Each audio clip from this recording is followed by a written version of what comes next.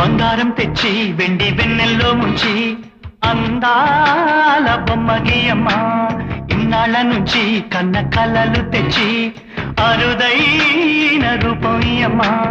కొంచెం కొంచెగా మారని మురిపించే చిత్రం చూడని వీరి వీరి గుమ్మాడి వాడి పేరేంటమ్మా అమ్మాడే. ఓ